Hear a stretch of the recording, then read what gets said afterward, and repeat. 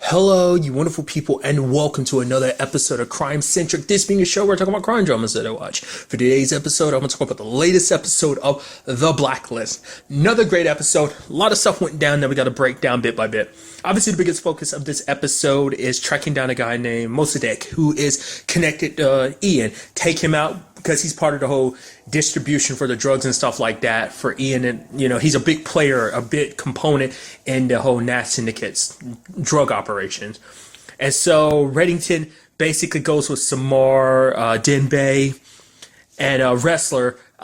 Basically, it's kind of interesting because the whole episode almost like their aspect of the episode is almost like this little heist little movie that they're kind of planning out. I mean, it's a heist, but more like a kidnapping. So that was kind of interesting. I just loved like the intricacies of the plan. Like I said, it almost looked like a full-blown robbery with just the way it was kind of constructed and everything. I just love like the little bits and pieces between Wrestler and Reddington, and it's just like Reddington's like, oh, we have an answer to kind of get you in and out. It's like, oh, it's the elevator, and you have Wrestler being like, elevator. He's like, oh my, I'm so glad. Oh my God, you had the same idea. And it's just, and even Reddington kind of pointing out, it's like, oh, isn't it kind of funny that you and me are here? At one point in time, you tried to kill me and everything. And it's like, I didn't. And it's like, yeah, whatever. So it is kind of interesting to think about their complicated relationship. Like he was all about capturing Reddington for such a long time. And like, look at us here. We're up here trying to capture another bad guy, super bad guy. It's like, look at us working together. It's so interesting. It's very funny when you break it down and think of it like that. Things go somewhat to plan. I also appreciate the guy who handles the explosive. Was it John Philippe? Not Philippe. Was it just Philip? The one who was like even on the intercoms, he's just talking about like, oh, like hearing Samar's sweet, beautiful voice and stuff like that. Plan doesn't necessarily go 100% all the way through. But, I mean, they kind of get him in the end. I think it kind of speaks volumes that, like, Denbei, rather than letting the, like, three guards that were of, Mosadek's die on the elevator, he actually pulled them out. So that was kind of interesting. I'm sure, Wrestler was all about it, too, because he didn't say anything. He could have been just leave them. It's like, yeah, they might be, yeah, they don't deserve that. They're not bad people by nature. Yes, their client does bad stuff, but they're, just hired guns. So, they're not trying to shed any blood. I mean, I'm also sure that it would probably cause more of an incident because they're actually told, well, I'll get through what I'm trying to say. So, nevertheless, I just thought it was kind of a nice thing to do any. It just caught me by surprise. I was like, oh, you got him already out. So it's like, oh, Denbei, you're actually staying back to help people. I mean, that's awesome. I mean, to be fair, that's who Denbei is. And anyway, but nevertheless, turns out the boy that's connected at the beginning is actually his son, Mateen. And basically, we end up finding out, Harold ends up finding out because Mosadek actually was working with the CIA, but it's this whole thing where the CIA won't help him get his son back because the group one of the groups he's associated with found out like, oh, you're working with the CIA, and the CIA cut ties with Mosadek because his relationship was found out, and obviously it could be drawn back to the U.S. and you're trying to the CIA is trying to cut ties with it like that, trying to, obviously they're like, we will not acknowledge or deny such things, so. Like I said, it's kind of a vicious cycle thing and how that works, and it's kind of super messed up, even to the point saying for Harold and his task force to stand down does not work. And luckily, everything was settled in the end. I really love that Reddington gave that lady at the church the diamonds. It's like, that's a shit ton of diamonds you gave her. That was like 10 million in diamonds. And it's like, oh, she must know the church well enough because she was like, oh, there's no furnace. The moment she was kind of questioning what Reddington was saying, oh, the gas leak, from the furnace downstairs. It's like, there's no furnace. I'm like, is she actually with the group that kidnapped Mosadek's son Mateen? But it's like, no. So it just the fact that the camera kind of loomed on her kind of made me go, is that kind of supposed to represent that being a little suspicious or something? I don't know. Like maybe it's just kind of like, oh, she'll do something good with it. I don't know. It's just kind of interesting. I'm surprised Reddington didn't take any of it for himself, but I guess it's just kind of like I don't know. I'm surprised. Like, well, to be fair, like, in Mossadek's situation, it's like, I got my son back, so, like, I don't care, like, whatever happens to that happens to it. Because I was like, that's $10 million in diamonds that you're just kind of letting go like that. You just hand it over to Reddington like it was nothing, but, whatever. I mean, I guess, like, it's more likely to kind of keep things quiet maybe she's less inclined to kind of reveal any information about what went down because it would also reveal the whole diamond situation in her part. So maybe she'll tell everyone that's in the church to kind of hush about what they saw, just like things went down, whatever, So I don't know.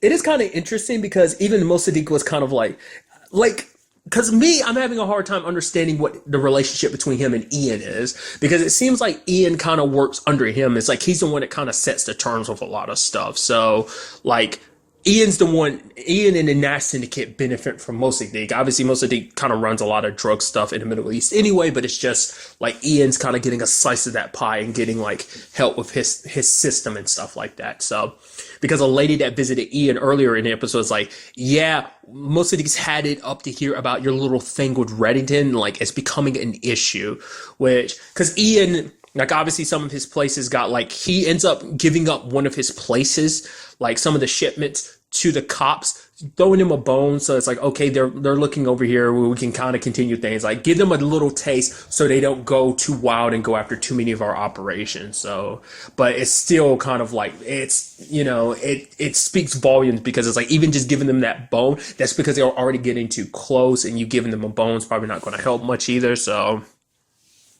but obviously the whole point was for Mossadegh to set up the meeting. What necessarily is going to go down in that meeting, we do not know. It's just kind of very interesting turn of events. Kind of tying into that is the other half of the episode that focuses on Aram and Liz. And I love the whole, like, trying to get to that,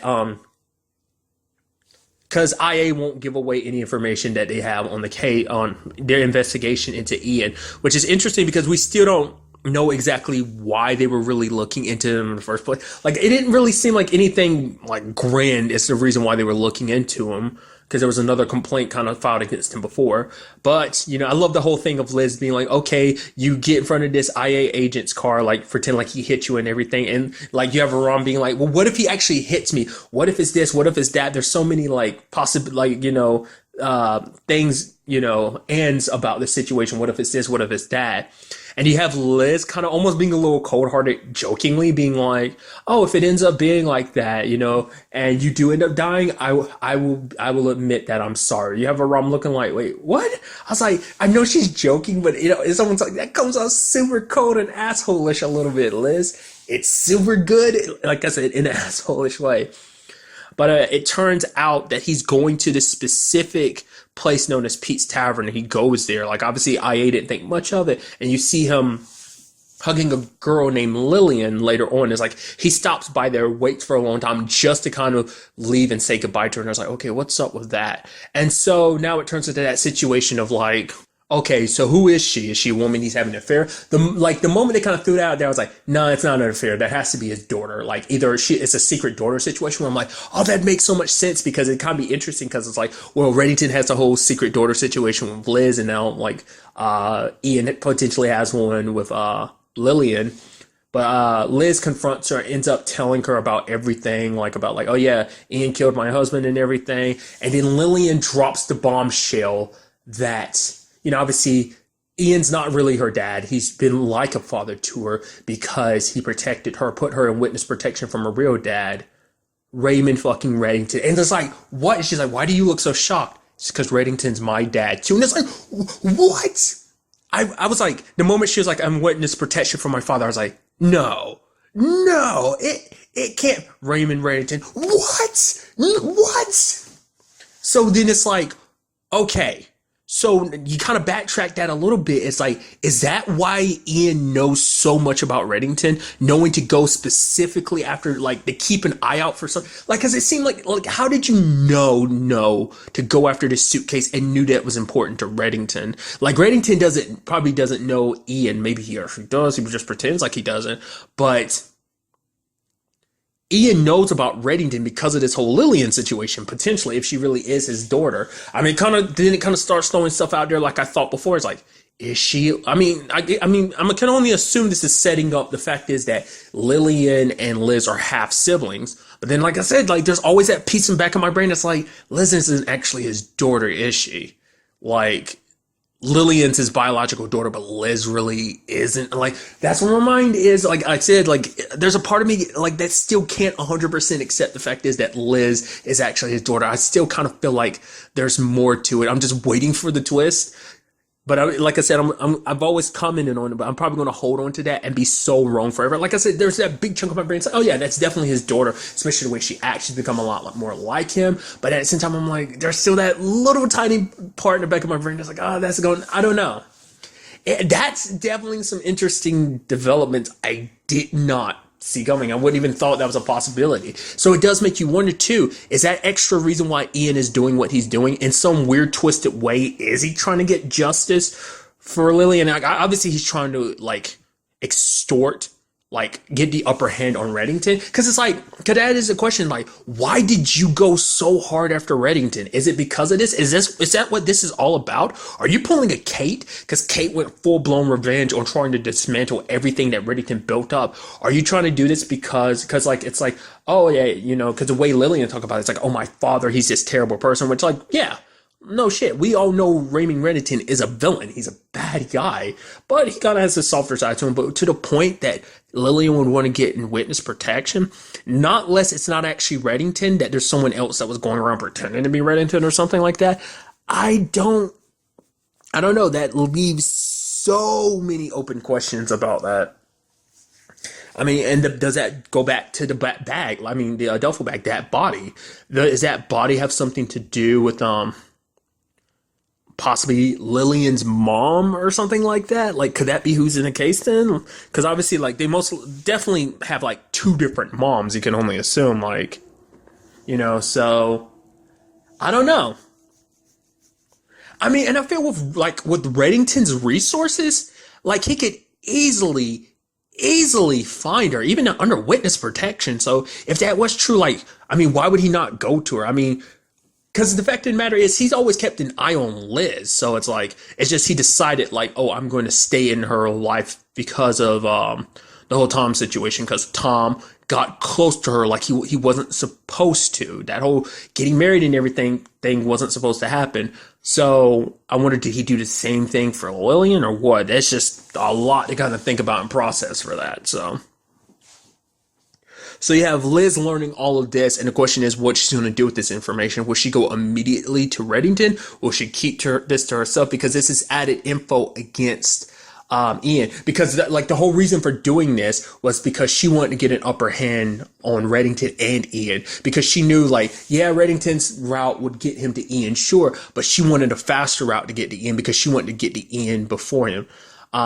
It's like, because Red still wants that duffel bag. So it's like, I mean, Reddington also put it in his perspective of being like, yeah, even with your witness, Ian wasn't going to go down. Like, the fact of the matter is, jail time doesn't scare him because he has the connections that he'd find a way around it. Like, it doesn't terrify him. He has enough power to kind of circumvent stuff like that. But it's like, if you mess with his power and his position, because it's kind of interesting because when you even saw the look on his face, like when the lady was like, no, you don't have to go to Mosadek. Mosadek is coming to you. He had this look on his face like, oh, wait, what? So I'm guessing because he's kind of thinking like it's going to be ramifications for his whole little tit for tat he has had the whole back and forth between him and Reddington. Also, really quickly about the whole Lillian situation, it's like, oh yeah, the FBI is going after good men like Ian instead of going after terrible people like my dad. Which one thing, why? Like, are we completely skipping over the fact is that your dad? I mean, Ian. I guess it's a situation of like she doesn't believe Liz all that way, but it's like he killed her husband and he killed a good cop too. So it's like, I don't know, man. Like I said, this might be a situation that no matter how messed up he is, we might subsequently see a thing where it's like Ian might not be as bad as we think he is. Like I said, this might be some twisted revenge against Reddington for all he potentially put Lillian through. I think it's more so a power thing of just kind of like, but like I said, it's just like, why? Because it's something I've never thought about. Like, why is he going so hard after Reddington? Like, I know he wants to exploit him for what exactly? I don't know. Because it's like he's never really explained what he's wanted. like in exchange for that duffel bag. I mean, he hasn't given anything. He hasn't done anything. I mean, it's kind of like they're kind of stuck in a stalemate, but he's never expressly been like, oh, like obviously he threatened Tom and stuff. It's like, oh, I want that. But like, he never went like, oh, Reddington, I want it in exchange for this, like your operations and stuff like that. So it's something I never thought about. Like, what are his motives for this? So that might be the case. I don't know. We'll have to like wait and see. I'm so interested to find out what that's all about. And then there's another side of this episode deals with the whole Aram and Samar situation, which I love it because everyone's kind of like putting their own little 2 cents into it, to the point like Wrestler felt so bad about it because like Aram is so down because it's like, oh, that means Samar would never want to ever marry me, ever, ever, ever. Yeah, like things are good, but it's like, oh, now that kind of dashes his hopes, you know, something he never really thought about until Wrestler put it in his head.